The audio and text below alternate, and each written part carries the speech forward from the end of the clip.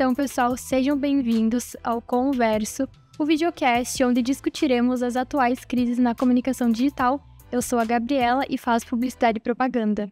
Meu nome é Laura e eu também faço publicidade e propaganda aqui na Unijuí. E nesse momento eu quero apresentar o nosso convidado, que é jornalista, docente, pesquisador e doutorando Marcelo Lucas, que será essencial para contribuir nessa conversa. Então, obrigada por aceitar o nosso convite. No episódio de hoje, iremos falar sobre um assunto que está repercutindo muito nesses últimos tempos, que é o caso do bloqueio temporário da plataforma X aqui no Brasil e a opinião pública acerca do fato. Também, nesse momento, contaremos com a participação em vídeo do advogado Patrick Raunstein, que irá explicar o que houve em termos legais para que a plataforma fosse suspensa temporariamente no país. Olá, Gabriela, Laura, tudo bem com vocês? Meu nome é Patrick, sou advogado e vim trazer um pouquinho sobre os aspectos legais da suspensão da rede social X no Brasil. Em resumo, as operações ficaram bloqueadas por um período de 39 dias, em razão de decisão proferida pelo então ministro do STF, Alexandre de Moraes.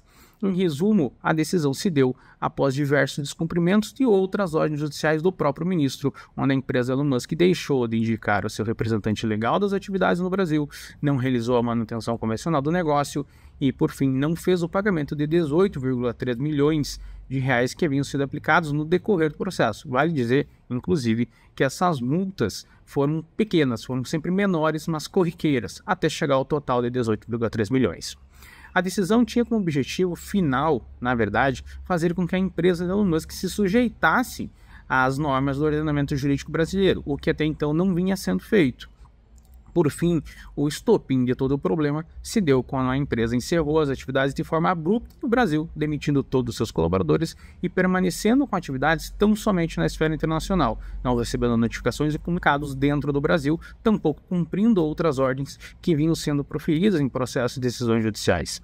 Vale dizer que, embora grave e severa a aplicabilidade dessas penas por parte do STF, não há nenhuma ilegalidade em se fazer, porque o artigo 139 do Código de Processo Civil Brasileiro prevê a possibilidade da adoção de diversas medidas, sejam multas, práticas, suspensões ou proibições de atividade de qualquer negócio ou de qualquer pessoa no espaço nacional, quando não se cumpre ordem judicial. Assim, embora severa medida do STF, tem que ficar muito claro que não havia e não há nenhuma ilegalidade em sua prática. Obrigada, Patrick, pela participação. Esse realmente é um assunto que está dividindo opiniões. Marcelo, essa suspensão gerou uma série de reações, enquanto alguns defendiam a medida como necessária para combater a desinformação e proteger os direitos dos cidadãos, outros disseram que isso pode ser uma forma de censura digital. Então, sobre isso, eu quero introduzir uma pergunta. Como você avalia o impacto do bloqueio temporário do X na confiança da população em relação ao papel do judiciário na regulamentação do ambiente digital? Então, a plataforma X, ela sofreu essa suspensão no Brasil, porque, como o advogado mesmo falou, ele não seguiu as regras do ordenamento jurídico do Brasil e, por isso, ele acabou sendo suspenso, porque não tinha um representante legal no Brasil, não seguia a legislação, devia multas pro Estado, né? E uma empresa, quando ela está instaurada no Brasil, ela tem ações no Brasil, ela precisa ter algum representante para que ela possa ser cobrada legalmente na justiça, né? Então, como não tinha, ela foi suspenso. E, obviamente, que esse assunto é um assunto muito complexo e que mobiliza muitas emoções, tanto para um lado quanto para outro, porque ele trata de assuntos muito caros para as pessoas, né? Que é a soberania nacional, no caso de uma empresa, de um bilionário, que é o homem mais rico do mundo, tentar ultrapassar a legislação num país, por ser um país do sul global, um país periférico, um país em desenvolvimento, o bilionário talvez achou que estivesse acima da Suprema Corte brasileira. Então, acho que vai mobilizar sempre emoções, porque obviamente ninguém quis ficar sem a plataforma, quem utiliza. Vai ter mobilização ideológica por quem defende esse grupo político, ou grupo político X ou S, e isso sempre vai acontecer, né? Então, a gente tem que lembrar sempre que a internet também é uma esfera de poder, né? É uma instância de poder. A gente tem os 3 poderes constitucionais, que é legislativo, executivo e judiciário, e posteriormente a isso a gente teve a imprensa, o surgimento da imprensa como um 4º poder do Estado, que ele fiscalizava esses 3 poderes. E com o advento da internet, a gente tem um 5º poder do Estado, que é a internet, ela fiscaliza os demais poderes. Então, anteriormente, a Globo fiscalizava, por exemplo, o que os deputados faziam, o que o presidente fazia, o que os juízes faziam, e poderia denunciar corrupção ou não. E a imprensa, então, tinha esse papel. Mas e quem fiscalizava a imprensa? Anteriormente não tinha isso. Então, surgiu as redes sociais como esse poder, onde se a Globo faz uma matéria, ou qualquer jornal faz uma matéria que não esteja cabível, as pessoas cobram nas redes sociais. Elas vão lá e falam, não, está incorreto, e aí os jornais têm que se retratar por conta disso. Então, obviamente, as pessoas têm isso como algo muito caro, porque é um advento que mudou a forma como as pessoas cobram, reivindicam, como elas sentem mais poderosas para se comunicar, né? Então, anteriormente a imprensa organizava o debate público, hoje a internet todo mundo tem a sua chance de falar, todo mundo consegue se expressar. Então, isso realmente mobiliza algumas emoções, mas isso não anula a questão de que uma empresa, que é uma empresa transnacional, uma big tech, uma gigante de tecnologia, ela não tenha que respeitar a legislação brasileira, e nesse caso aconteceu, né? Ele tentou fazer birra, tentou bater de frente com a Suprema Corte brasileira, e no final ele teve que se sujeitar às regras do Brasil e voltou atrás, porque ele sabe que o X, sem o Brasil, ele perde muito, né? Porque o Brasil é um dos maiores mercados para a plataforma em número de usuários, em número de anunciantes, então por isso que ele acabou tendo que se render a isso. E, independente da mobilização de discussão de um lado ou de outro, isso faz parte de qualquer assunto polêmico, né? Então qualquer assunto mais polêmico vai mobilizar pessoas para um lado e para o outro, mas isso não anula o fato de uma empresa ter que seguir as regras do Brasil, independente se o cara é mais rico do mundo, se a empresa é gigante, se a empresa não é. Eu acho que essa questão da polarização ela é interessante, porque ela vai além do digital e reflete como estamos lidando com debates públicos em geral. É realmente um equilíbrio difícil de alcançar. E como a gente estava comentando antes, a decisão gerou reações polarizadas entre defensores da medida e aqueles que consideravam censura. Marcelo, na sua opinião, essa polarização ela pode dificultar futuras discussões sobre regulamentação digital?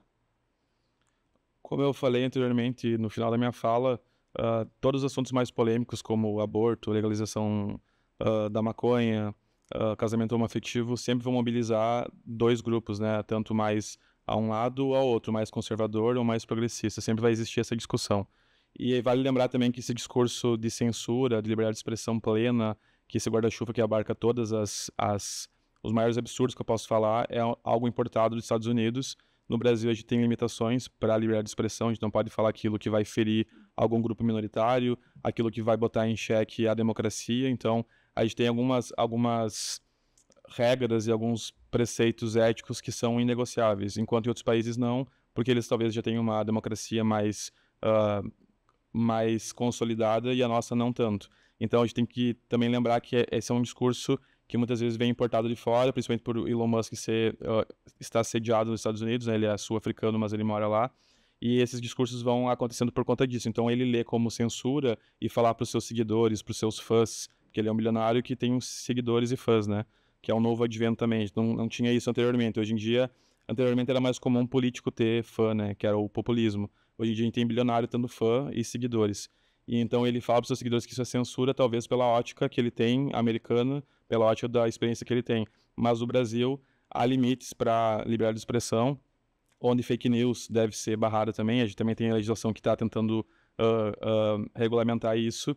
Então, e a discussão aqui eu acho que nem é sobre isso, né? Porque a discussão de fato é uma empresa que não seguia as regras da legislação brasileira e que estava acima de tudo por ser uma empresa grande, por ser do empresário mais rico do mundo. Então, a polarização, ela dificulta, e ela dificulta muito na lógica das redes também, por conta dessas bolhas que a gente cria, né? As pessoas ficam mais tempo consumindo informações que vão corroborar com a sua visão de mundo e com seu viés de confirmação, então acaba que elas não conseguem achar pontos de convergência para conversar. Então, as pessoas ficam num extremo e outras em outro, e não conseguem conversar. E isso funciona muito por conta da lógica das redes, que funciona dessa forma, né? Então, a economia da atenção, que é onde as redes funcionam, elas querem que a gente fique o mais tempo possível na tela para que apareça mais anúncios para nós, para que a gente possa consumir mais anúncios e eles possam lucrar mais. Então, a forma de trabalho deles é a partir de tempo de tela. Então, a nossa atenção é muito cara para eles.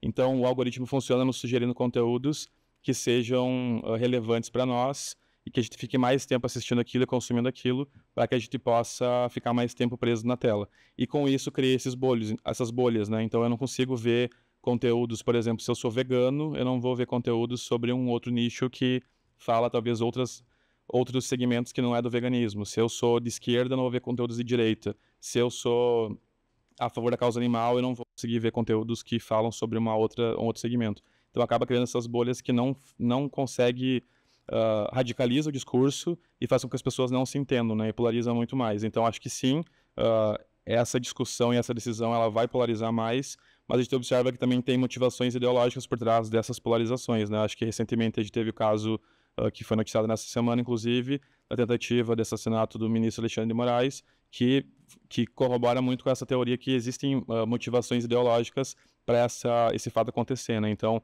não é que a decisão dele monocrática no STF de decidir sozinho pela suspensão é uma decisão errada por ser ele ou por ser monocrático, por não ter ido para plenário, mas sim porque existem grupos ideológicos que estão conflitando seus discursos. Isso faz parte do jogo, sempre aconteceu, né? Obviamente que tentativa de assassinato não, mas a discussão de um campo e de outro ser puxado mais ao extremo e ao outro faz parte da política. Então, quanto mais tu puxa a corda para um lado, o outro lado tem que puxar mais para o outro para não se afastar tanto do centro, né? Que a política funciona mais ou menos dessa forma, né? E é justamente essa falta de consenso que pode atrasar as medidas tão importantes, especialmente em um ambiente tão dinâmico como o digital, onde tudo acontece rapidamente. A sociedade ela precisa saber o que está sendo discutido, quais são os impactos dessas decisões tomadas. Diante da repercussão pública, Marcelo, quais são as estratégias que poderiam ser adotadas para aumentar a transparência e o entendimento da sociedade sobre decisões judiciais envolvendo plataformas digitais? Sim, acho que a discussão é importante para ativar nas pessoas essa pulguinha para pensar sobre essas questões, né? Então, para futuramente a gente conseguir caminhar para uma regulamentação que eu acho que ainda está muito distante, porque as big techs elas têm um poder tão grande, um poderio tão grande econômico, que é muito difícil os estados conseguirem regulamentá-las da forma como eles querem, né? Então, elas mobilizam grupos políticos, como eu falei anteriormente, então acaba que é muito difícil um governo de 4 anos comprar essa briga gigantesca para regulamentar uma plataforma. Mas eu acho que a partir da literacia midiática, da educação midiática, da alfabetização digital, as pessoas conseguem entender como funciona a lógica das redes e futuramente elas consigam, talvez, chancelar uma decisão de um governo de querer regulamentar essas plataformas a partir do entendimento que elas podem ser, sim, prejudiciais para grupos políticos, podem ser prejudiciais para a cognição de adolescentes que estão em formação, então que ficam muito tempo presos numa tela e que isso precisa ser coibido de alguma forma também. Pensar e refletir sobre como o algoritmo funciona, se ele prioriza conteúdos de fake news, se ele prioriza conteúdos de violência, se ele prioriza discursos de ódio. Então, entender como funciona essa relação para que as pessoas futuramente possam apoiar, de fato, um governo a poder regulamentar essas plataformas, né? Então, acho que a transparência é isso, a imprensa tem um papel crucial nisso também, em divulgar e trazer essa discussão a fundo, e os governos também, né, em investir em educação para os meios de comunicação e educação para as plataformas digitais. Bom, então, como tu comentou, uma alternativa seria promover a educação midiática, ajudando as pessoas, então, a distinguir as informações verdadeiras e falsas, e as plataformas também poderiam melhorar os mecanismos de verificação de fatos, né? No entanto, há uma dificuldade do próprio X em filtrar conteúdos falsos e discursos. Teria algum comentário sobre isso? Sim, recentemente eu fiz um estudo sobre a plataforma X nas enchentes do Rio Grande do Sul, onde a gente analisou 30 conteúdos das enchentes na plataforma X a partir das hashtags, a partir das palavras-chave, enchentes no Rio Grande do Sul, Rio Grande do Sul, naquele período das enchentes. E a gente observou um movimento muito alto de fake news, mesmo em filtros como o meu, que eu analisei pela minha rede social, e a minha rede social eu consumo mais conteúdos mais politizados, dificilmente aparece para mim fake news, eu consumo mais conteúdos informativos, jornalísticos, então na minha bolha apareceu muito volume de fake news, mesmo eu não consumindo tanto conteúdo desse viés, né? E aí, analisando um outro estudo da FRJ, do NetLab, a gente comparou os dois estudos a partir de bolhas de pessoas de extrema-direita ou de outros grupos ideológicos, onde o volume de fake news era muito maior. E a gente observou que nesses períodos de conflito, períodos de crise, há uma pandemia de desinformação, que é apelidado de infodemia. Apelidado não, nomeado de infodemia, que é um conceito de um professor aqui da Unijuí, inclusive, o professor Michael Vermut, que ele trouxe esse conceito para a pandemia, por exemplo, que teve um volume muito alto de notícia falsa. E a gente trouxe também um conceito de névoa de guerra no nosso artigo, que é quando existe essa comoção popular, essa mobilização de emoções, as pessoas costumam querer consumir informação mais rápido e elas repassam muito rapidamente aquilo que elas veem sem verificar. Por exemplo, se eu estou naquele momento de indignação porque tem pessoas morrendo embaixo d'água e eu vejo uma notícia que o Estado está inativo, não está fazendo nada, que os bombeiros estão fazendo churrasco enquanto as pessoas morrem, eu vou lá e compartilho porque eu já estou revoltado com aquilo e aquela notícia corrobora com a minha visão de mundo. Então acaba que eu repasso para frente sem verificar se é verdade. E no meio desse monte de informação acaba que muitas delas são falsas e as pessoas não verificam. Então, de fato, a plataforma X ela não consegue filtrar nem um pouco desses conteúdos falsos, assim como conteúdo de nudez, pornografia.